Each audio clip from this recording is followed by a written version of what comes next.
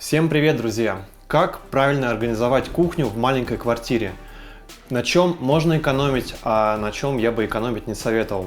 В эфире ваш дизайнер интерьера, и сегодня я подробно расскажу об этой кухне. Это моя кухня, и я живу здесь уже порядка 1,5 года, и я могу, в принципе, четко рассказать, что мне нравится и что нет. Что меня вот прямо бесит, а от чего я кайфую. Погнали!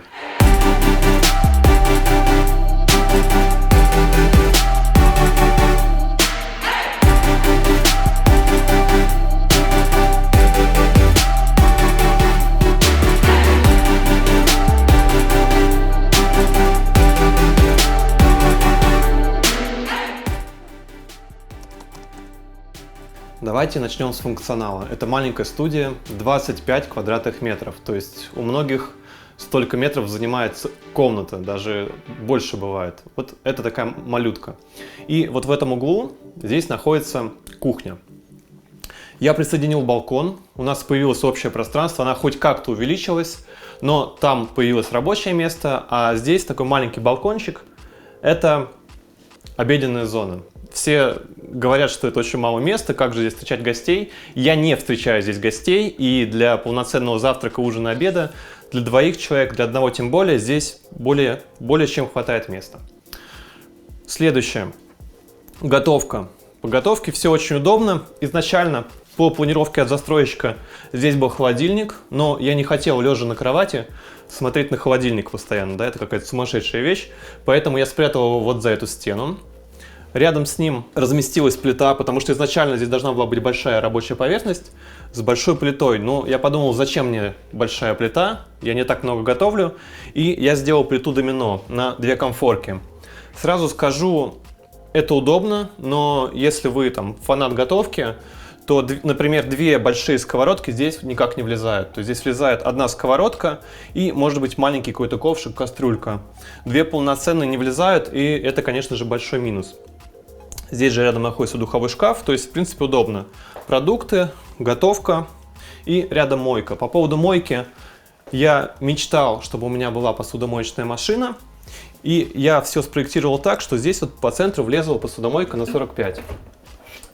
В принципе, для 1-2 человек это более чем достаточно. Главное иметь 2 комплекта посуды. Но если семья побольше и квартира побольше, то, конечно, 45-й вам точно не хватит, поэтому я всем рекомендую брать, конечно, уже сразу 60-ю. Для маленькой квартиры-студии это более чем достаточно. То есть здесь я замываю посуду и убираю здесь. Ночью она стирается, и утром достаю чистенькую посуду, убираю наверх в сушку. Расскажу о самой кухонной мебели. Она обошлась мне порядка 120 тысяч рублей, и кухня недорогая. Эта квартира у меня временная, я планировал здесь жить там не больше 2-3 лет, и, конечно же, вбиваться именно в кухонную мебель я не собирался. Поэтому низ у нас МДФ. МДФ с пленкой под дерево. Точно такой же ламинат находится на дверях от застройщика. Дверь я не менял, поэтому подобрал кухонный фасад именно под них. Вот кто видел, отличить невозможно. Я считаю, что это супер идеальный подбор. Верхние шкафы сделаны из ЛДСП. И это самый дешевый материал, причем это русская ЛДСП. И я очень сильно об этом пожалел, потому что оттереть его практически невозможно. Здесь открывание очень простое, то есть мы снизу вот так подцепляем пальцами и открываем. То есть фасад нависает, он ниже, чем полочки. Но при этом, чтобы закрыть, все равно нужно вот так прикоснуться. И если у вас какие-то жирные пальцы после готовки, там что-то готовите, то это все остается. И оттереть это просто невозможно. То есть я специально интересовался, спрашивал, мне посоветовали там разные средства, но они не особо помогают, все равно какие-то разводы остаются. Это, конечно, моя боль. И следующую кухню я никогда не сделаю в ЛДСП, таком простом, недорогом. Лучше я переплачу, но потом буду смотреть на кухню и радоваться. Теперь по поводу нижних ящиков. У меня есть видео, где я рассказываю про квартиру для ленивых, для тех, кто вот не хочет убираться, и как сделать так, чтобы вот вообще не убираться, или по минимуму. Конечно же, я рекомендую в таком случае ручки, но это может быть не такое модное решение. Конечно же, модное решение — это вот такие профильные открывания. То есть мы вот так засовываем пальчики и открываем. Это может быть единая история с фасадом, но это более дорогой случай. Здесь простое решение, вот такой профиль, он называется Gola. Сейчас его много, мне кажется, все производители отечественные кухни его используют. Он может быть черный, он может быть из нержавейки. Вот за него вот так хватаем и открываем. Потом закрываем. И получается такой темный теневой засвет. В принципе, смотрится очень даже эстетично. Кухня у меня модная, поэтому она приходит в потолок. И там нету полочки с грязью. Знаете, как вот в советское время все кухни были такие невысокие, и там был такой слой грязи сверху. Так вот, потолок у меня от застройщика. Это просто бетонная плита. И, как вы знаете, конечно же, бетонные плиты у нас кривые. Это технологический момент, так как заливают. И когда мы делаем полноценный хороший ремонт, мы, конечно же, потолок выравниваем. Здесь потолок от застройщика, он кривой. Также у нас есть боковые стены, которые тоже не идеальные. И чтобы фасад кухни подходил к потолку, там делается вот такая декоративная планочка. И за счет нее идет выравнивание. Это такой тонкий момент, но без него, если сделать просто ровные шкафы до потолка, то там было бы сильно криво. Мы этого избегаем с помощью такой фальш-планки. Верхние шкафы такие же глубокие, как и нижние. Это полноценные 60 сантиметров. Но, скажу честно, я вот не могу вспомнить сейчас, что там находится. И так постоянно. То есть, если ты что-то туда положил, то ты про это можешь смело забыть. То есть, там может быть, миксер, еда, там, запас еды для кота. Здесь, насколько я помню, какие-то консервы, что ли, какая-то корзина для фруктов. В общем, приготовьтесь к тому, что если вы убрали вещи на верхние ящики, то, скорее всего, вы про них навсегда забудете. И, может быть, через год, там, под Новый год вы что-то найдете. Может быть, это будет для вас сюрприз, но пользоваться вы этим точно не будете. В общем, это решение хорошо, когда у вас маленькая квартира, и вам нужно какое-то экстра хранение для вещей, которых некуда больше девать. И обратите внимание, здесь также используется профиль Gola, он уже снизу, потому что здесь фасад не может нависать. То есть сюда можно вот так сделать захват пальцем и открыть. И закрываем мы также пальчиком, но здесь уже нет никаких следов, в отличие от ЛДСП, это, конечно, классный материал. МДФ дороже, но результат налицо. Здесь очень важный момент, про него часто забывают, но забывать ни в коем случае нельзя. Здесь у нас находится глухарь, потому что если бы дверка была от стены, то она просто бы ударилась об радиатор и не открылась. В таком случае все открывается, но мы теряем немножко полезной площади. Пару слов по поводу фартука. Это эмалит, стекло, оно плотно наклеено и снизу промазано герметиком. Меня на самом деле отговаривали, я, наверное, тоже всех отговариваю от черных глянцевых поверхностей. Но на белой, на самом деле, все точно так же видно. Но, с другой стороны, этот фартук расширяет пространство, он стильно смотрится, и я готов за ним иногда поухаживать и протереть его. Но, честно скажу, это такая довольно сложная задача, и для этой съемки я довольно долго его протирал, вытирал, намазывал специальным средством. Короче, это такая геморройная штука, если честно, но смотрится очень стильно. И здесь еще есть один такой важный момент по поводу фартука. Обратите внимание, вот здесь есть такие содранные куски краски, потому что Оскар очень любит прыгать, залезать на кухню, с ним бесполезно бороться, и он вот здесь пробегает и прыгает сюда, и он хвостом, не знаю, лапами задевает и обдирает мне стену. То же самое, когда мы замываем посуду, что-то из грязи может сюда попадать, и, конечно же, в идеале, если у вас есть вот такой вент-канал, который вы обходите кухней, в идеале он должен быть не крашеный, он должен быть покрыт каким-то фартуком. В идеале, конечно, сделать его полностью керамогранитом, большую такую стену, и Оскар бы не смог ничего с ним сделать. Это была бы такая вечная, красивая вещь. А сейчас вот такие здесь ободранные моменты. Отдельного слова заслуживает, конечно же, столешница. Здесь есть вот такая подсветочка, но на самом деле меня бесит вот этот сенсор, потому что с ним все время проблемы, как-то его поймать, там подкрутить, и я реально с ним мучаюсь. Поэтому я, конечно же, рекомендовал бы включать просто с обычного выключателя подсветку кухни, и у вас тогда проблем с этим точно не будет.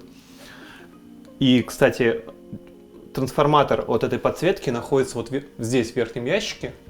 Он там включается в розетку, потому что трансформатор, как вы знаете, это расходный материал, то есть он часто горит. У меня вот 2 года он пока еще не сгорел, но всякое бывает. Его потом просто меняем, и лента будет опять работать. Так вот, по поводу столешницы. Это лабрадорит. Это очень красивый камень. Лабрадорит Blue Pearl. Это оригинальный гранит. Меня часто спрашивают, фонит ли он. Нет, он не фонит. Они все прослушиваются, их проверяют, и никакой радиации в нем нет. Это касается гранита только с определенных там бассейнов, поэтому это больше миф. Материал супер твердый, и на нем можно резать ножом, то есть с ним ничего особо не будет. И когда начиналась пандемия, когда у всех были вот эти страхи, что же сейчас будет, нам придется там полгода жить в своей квартире, никуда не выходить, и я сразу же себе заказал фильтр воды, чтобы не ходить за водой. Приехал монтажник для фильтра, и у них обычно столешницы из акрила, то есть это очень мягкий камень, от которого я всех отговариваю, он дорогой, но при этом очень мягкий. А это очень твердый камень, гранит.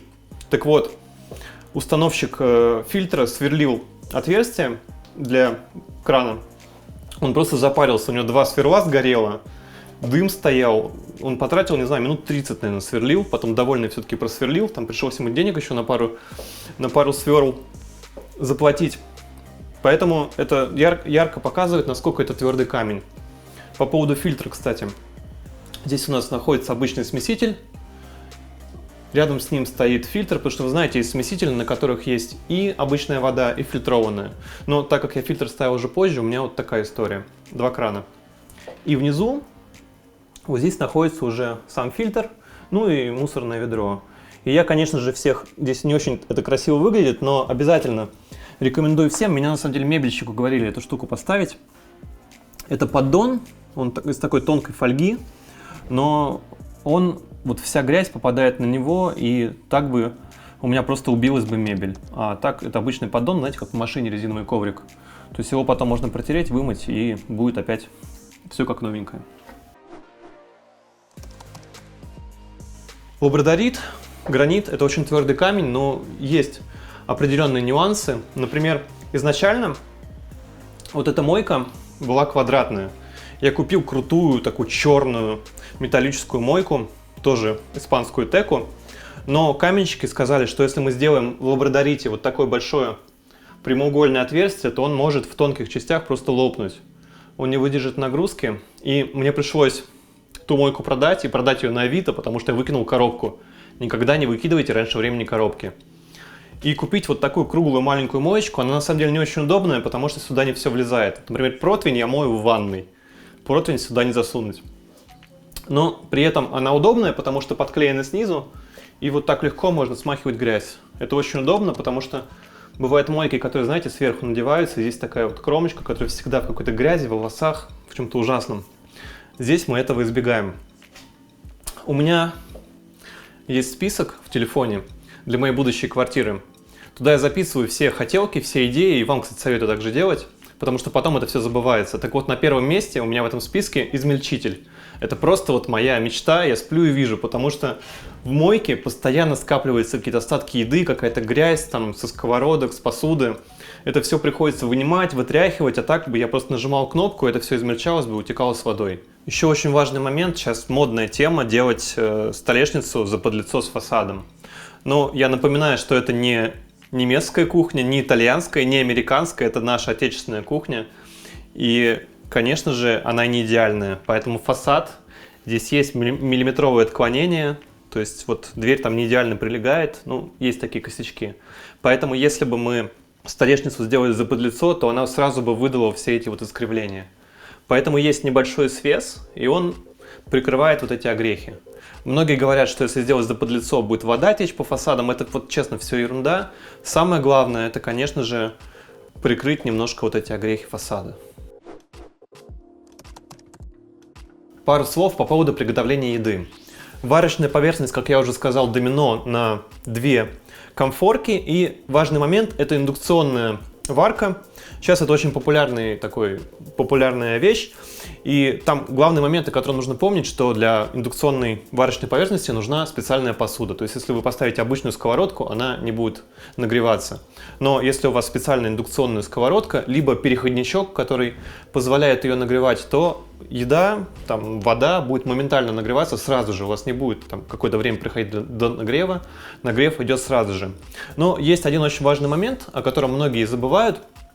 У индукционки довольно толстый корпус, и под ним должна быть еще вентиляция, поэтому вот эта вся конструкция займет довольно много места внутри столешки. Поэтому не забывайте об этом, когда проектируете мебель, иначе у вас что-то может просто не влезть.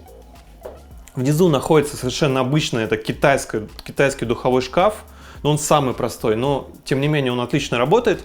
Я очень много в нем готовлю, то есть получается классная, вкусная еда, рыба потрясающая. И здесь совершенно обычная духовка, ну там на 2-3 противня. У нас сейчас был довольно неприятный момент на одном из объектов. Туда заказали мини-паровой шкаф совместно с духовым шкафом, и заказчики и я это проглядели, то что это реально мини-история. И полноценных больших духовок с функцией пароварки не бывает, то есть они бывают только мини, и там влезает буквально 2 подноса. И я говорю заказчице, ну ничего страшного, ну вот я, например, максимально готовлю 1 поднос. Она говорит, я минимум 3-4 подноса вставляю. Поэтому, ну, думайте о своих пристрастиях и обязательно выбирайте духовой шкаф в соответствии с вашими требованиями. Сверху находится вытяжка. Это, на самом деле, довольно распространенный прием сейчас, когда в верхние шкафы вставляется вытяжка. У меня заказчики часто спрашивают, а где вытяжка, почему ты мне ее не нарисовал? Она встроена в шкаф. Если обратите внимание, здесь открываются верхние шкафчики, и вот она здесь внутри находится. А за фальш-стенкой вверх уходит гофра вытяжки. Чтобы ее активировать, вот мы так открываем ее и включаем вытяжку. Все, она начала работать. И, в принципе, довольно хорошо работает. В следующей моей квартире не будет отдельно стоящего холодильника, потому что вот это все в грязи. Когда я там жарю стейк, то здесь летит жир. Это все очень тяжело отмывается. Я могу сказать, что это хуже отмывается даже, чем с черного стекла. Также есть вот такие щели, куда что-то может упасть, завалиться. Есть вот эти щели внизу, и чтобы это отмыть, ну, надо просто холодильник вынимать. Я, конечно же, не буду это каждый раз делать, и я лучше поставлю себе встроенный холодильник, в который, да, влезет меньше продуктов, это важный момент, но при этом это будет очень эстетично и очень просто в уборке, потому что вот этот холодильник, это просто, конечно же, огромный пылесборник. Вот особенно сверху, там я обычно корм для кота храню, но сверху я даже не хочу знать, что там находится, но рано или поздно мне придется туда залезть и все это вычищать. И я очень с отвращением жду этого момента. Микроволновка. Многие отговаривают от микроволновок, но я все равно ей активно пользуюсь. И микроволновки бывают 3 типов. Бывают вот такие отдельно стоящие, то есть самая обычная распространенная микроволновка. То есть они обычно стоят где-нибудь вот здесь. Но у меня очень мало рабочей поверхности, поэтому я ее интегрировал в верхний шкаф. Так вот, это самое простое решение. Микроволновка стандартная, полноценная. И она обязательно будет глубже, чем верхние шкафы. Поэтому у вас образовывается вот такой мостик. Вот такой язычок торчащий. И от этого никак не избавиться. Если вы хотите самое простое решение, оно будет выглядеть вот так. Более сложная история, когда мы покупаем микроволновку, встроенную в верхние ящики. То есть она специальная, интегрированная, но она стоит, могу сказать, точно в 3-4 раза дороже, чем обычная. Она прям совсем дорого стоит. И что-то такое промежуточное, знаете, это когда делается колонна, и в колонну встраивается микроволновка. Это вот средний вариант, она не так дорого стоит, она полноценная, но для этого вам нужна большая кухня. У меня этого решения не было, поэтому я поставил обычную микроволновку. Причем она такая черная, стильная, и я считаю, что она растворяется вот в этом всем черном безумии, и ее особо не видно. Во время пользования кухней я понял, чего мне не хватает. У нас вот здесь ящик для посуды. Здесь у нас, стандартные приборы, там вилки, ножи, ложки и все остальное. И сюда не влезали ножи, это меня прям бесило. Они как-то вот так здесь вставлялись, мешали. И я купил, это Zara Home, очень крутая штука. Смотрите, какая красивая. Это прям натуральное дерево склеенное. И сюда вот здесь такая щеточка, сюда вот идеально входят ножи. Выглядит как американская история ужасов или какой-то фильм ужасов, но на самом деле это супер удобно. Вот мы помыли, и ножи вставляются. И это выглядит еще как очень крутой декор для кухни, для какой-то крутой фотосессии. Смотрится очень классно, потому что, знаете, очень большая проблема всех кухонь. Вы делаете себе дизайнерскую стильную кухню, а потом покупаете на нее такой зеленый химозный какой-нибудь ёршик или какую-то такую хрень, и весь ваш дизайн куда-то утекает. Или, например, вы покупаете, вот обратите внимание, здесь у нас масло от Идеаль, вот такое желтенькое, химозное. Вот вы его поставите, и кухня, ну это еще ладно, это еще более-менее, но кухня уже не такая, да, она уже становится какой-то хреновой. Поэтому есть очень удобная вещь, например, вот такая. Мы сюда залили масло и уксусный уксус, и смоется совершенно по-другому. То же самое бывает, знаете, с мылом, когда вы ставите мыльницу и смоется ужасно. Если сделать красивый диспенсер, то кухня сразу становится стильной. Вот такие маленькие вещи, о них нужно помнить, и они не позволят вам испортить крутой дизайн вашими вот этими красивыми ёршиками, всякими вениками и всем остальным. Поэтому вся вот эта химозная жесть, она должна храниться где-то в скрытых вещах. А на показ мы показываем только красивые вещи. Как вы помните, в этой квартире не было такого глобального полноценного ремонта, и потолки не подшивались, поэтому встал вопрос, как организовать свет. И мне понравились вот такие люстры-пауки, потому что их, во-первых, можно безболезненно кинуть на балкон и развесить по всему потолку, но вывод в бетонной плите, он уже сделан. И чтобы его перенести, нужно штробить потолок, переделывать, как-то замазывать, то есть это целая история. Поэтому я повесил просто паук рядом и равноудаленно развесил светильнички на разной высоте, на разном расстоянии. И на самом деле здесь пришлось запариться, чтобы не происходило вот таких ситуаций, знаете, когда дверка бьется об люстру. Вот такая. Здесь все продумано до миллиметра. При этом получается красивый такой лофтовый свет. Но есть один очень важный момент, связанный с этой люстрой, неприятный, что на ней жестко оседает пыль, и отмыть ее — это просто вот целая история. Мне на самом деле не удалось отмыть. Я спросил у поставщика света, а можно вот в посудомойку засунуть светильники? Она закричала: нет, ни в коем случае, у меня так одна заказчица сделала, и все эти плафоны нафиг разбились. Поэтому, ну, для тех, кто не любит убираться, как в одном из моих видео, плафоны — это такая вещь сомнительная. Вы, наверное, уже обратили внимание, что рядом с кухней есть вот такая маленькая поверхность, но напоминаю, что квартира микро, кухня микро, и единственное место для обеденного стола получилось вот здесь.